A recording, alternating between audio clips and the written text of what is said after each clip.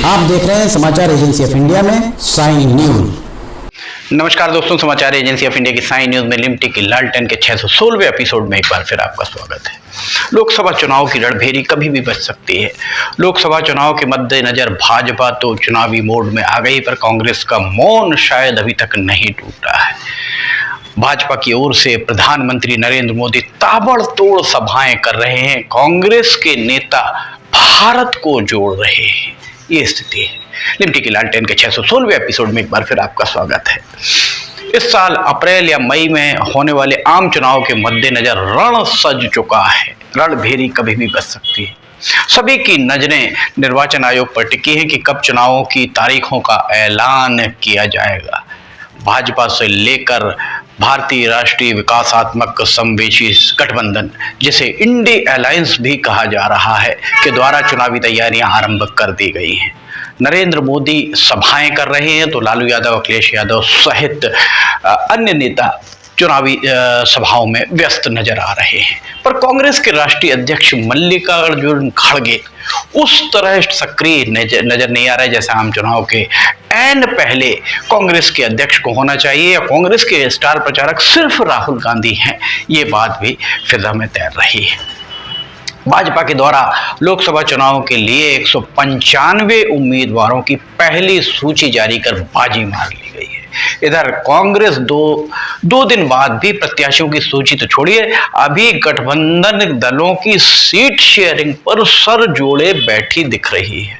होना तो ये चाहिए था कि सीटों के बंटवारे के मामले में कांग्रेस, चूंकि बहुत बड़ी पार्टी है, बहुत पुरानी पार्टी है, इसलिए कांग्रेस को अपने सहयोगी दलों के साथ बैठक कर फरवरी के दूसरे पखवाड़े में ही सब कुछ तय कर कागज पर उसे ले लेना चाहिए था सीट शेयरिंग के बारे में कि किस राज्य में कितनी सीट्स उसे गठबंधन को देनी, खुद के पास कितनी रखनी है। इससे उलट कांग्रेस के गठबंधन दल ही कांग्रेस को आंखें दिखाते प्रतीत हो रहे हैं। इससे बड़ी बात क्या होगी कि अभी तक कांग्रेस की चुनाव समिति की पहली बैठक नहीं हो पाई है। इधर 195 जारी भी कर दी गई।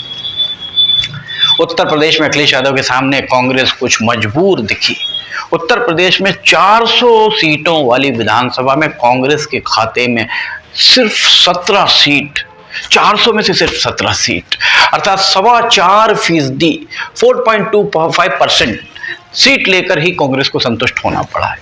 इस बारे में राहुल गांधी सहित कांग्रेस के आला नेताओं को विचार करना होगा कि आखिर क्या वजह थी जिस प्रदेश में कांग्रेस की तूती बोला करती थी, जिस प्रदेश से कांग्रेस ने सबसे ज्यादा प्रधानमंत्री दिए, उस प्रदेश में महज 4.25%, 4.25% सीटों को लेकर वो संतुष्ट हो गई।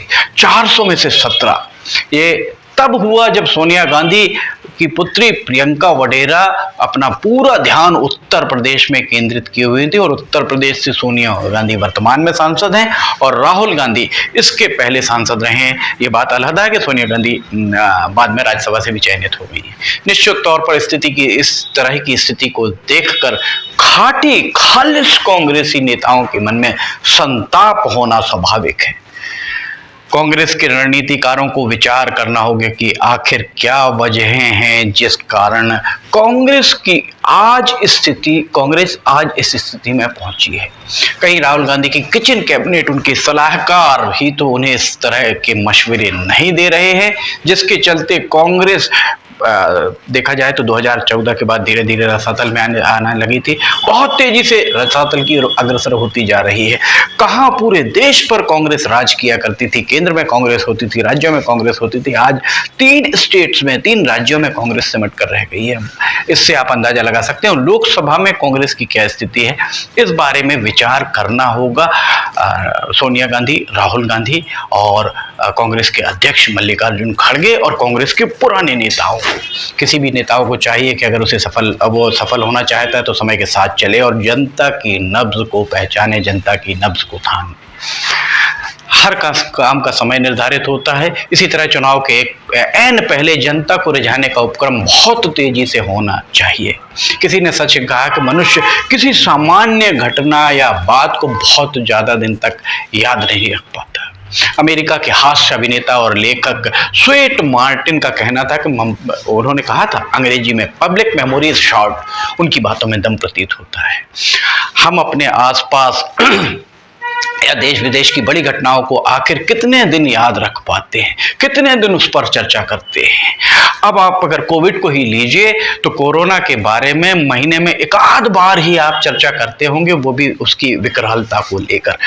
आप बहुत ज़्यादा उसमें बात नहीं करते होंगे, जबकि अभी 2 साल हुए हैं, कोविड दूर गया है, कुछ सालों में आप इसे भूल जाएंगे, आप इसके बारे में चर्चा भी नहीं करेंगे। पब्लिक मेमोरी शॉर्ट सत्य है। कांग्रेस के आला नेता किस रास्ते पर इसे ले जा रहे हैं ये बात तो वे ही जाने, पर 2024 में कांग्रेस का प्रदर्शन अगर बेहतर नहीं रहा तो आने वाले सालों में कांग्रेस के लिए मुश्किलें बहुत तेजी से बढ़ सकती हैं, इस बात से इनकार नहीं किया जा सकता। कुछ लोग कह रहे हैं कि राहुल गांधी 2029 का इंतजार कर रहे हैं। सवाल यही है कि 2024 की परीक्षा में 2024 की परीक्षा की तैयारी अगर 2029 को लक्ष्य लेकर की जाएगी तो क्या तर्कसंगत होगा? जाहिर है नहीं, क्योंकि 2029 का सिलेबस क्या होगा, परीक्षा में क्या प्रश्न पूछे जाएंगे, ये कहना बड़ा मुश्किल ही है। कहने का तात्पर्य सिर्फ इतना है कि 2029 में जो युवा वोटर्स 2024 से 2029 के बीच जो वोटर्स बनेंगे वो किस मानसिकता के होंगे, युवा वोटर्स के सामने कांग्रेस का प्रदर्शन क्या संकेत, किस तरीके के संकेत उनके मानस पटल पर अंकित करेगा, इस बारे में भी विचार करना होगा। इधर भारतीय जनता पार्टी को अगर आप देखें तो भारतीय जनता पार्टी की तैयारी देखिए। प्रधानमंत्री नरेंद्र मोदी 10 दिनों में 12 राज्यों का भ्रमण करने का कार्यक्रम बना चुके हैं। वे तेलंगाना और तमिलनाडु में सभाएं कर चुके हैं। नरेंद्र मोदी के द्वारा पिछली बार 2019 में आम चुनाव जो हुए थे 2019 के, उसमें एक पंच लाइन दी थी, एक नारा दिया था कि मैं भी हूं चौकीदार। हर भाजपाई की जुबान पर यह नारा था। विपक्ष को के पास इसकी काट नहीं थी। अब नई पंच लाइन नरेंद्र मोदी के द्वारा दी गई है कि मैं हूं मोदी का परिवार। इसके बाद विपक्ष की रणनीति क्या होगी, पर इसमें ये तो विपक्ष जाने, पर धारा 370 जम्मू कश्मीर का मामला हो, राम मंदिर का मसला हो, हर मामले में नरेंद्र मोदी सरकार के कदमों से आम जनता का जुड़ाव भारतीय जनता पार्टी के साथ हुआ है, इस बात से इनकार नहीं किया जा सकता है। फिलहाल भाजपा पूरी तरह चुनावी मोड में नजर आ रही है, पर विपक्ष की तैयारियां में कुछ कमी महसूस हो रही है। हालात देखकर यही प्रतीत हो रहा है कि आने वाले समय में विपक्ष के द्वारा एक बार फिर ईवीएम को पुरानी फिल्मों में जिस तरीके से विलेन होते थे और अभी के विलेन हैं, उस तरीके से ईवीएम को विलेन की मानिंद जनता के समक्ष पेश करने की तैयारी पूरी कर ली गई है। वरना विपक्ष की इस तरह मंथर गति से चुनावी तैयारियों की दूसरी वजह और क्या हो सकती थी, इस बारे में विपक्ष को विचार करना होगा। अभी समय है, कम समय बचा है, पर समय है, विचार करें, तैयारियां तेज करें। लिमटी की लालटेन के 616वें एपिसोड में फिलहाल इतना ही। अगर आपको समाचार एजेंसी ऑफ इंडिया की साई न्यूज़ में लिमटी की लालटेन देखना हो तो समाचार एजेंसी ऑफ इंडिया की वेबसाइट या साई न्यूज़ पर के न्यूज़ चैनल पर जाकर आप इसे देख सकते हैं। अगर आपको ये खबरें लिमटी की लालटेन आदि पसंद आ रही हो तो आप इन्हें लाइक, सब्सक्राइब और शेयर जरूर कीजिए। साथ ही नीचे कमेंट बॉक्स में लिखकर बताइए, नीचे जाइए कमेंट बॉक्स में लिखकर बताइए कि आप और क्या देखना चाहते हैं और आपको ये खबरें कैसी लग रही हैं। समाचार एजेंसी ऑफ इंडिया के सहयोगी अखिलेश दुबे के साथ लिमटी की लालटेन का 617वां एपिसोड लेकर बहुत जल्द हाजिर होंगे। फिलहाल आपसे इजाजत लेना चाहेंगे।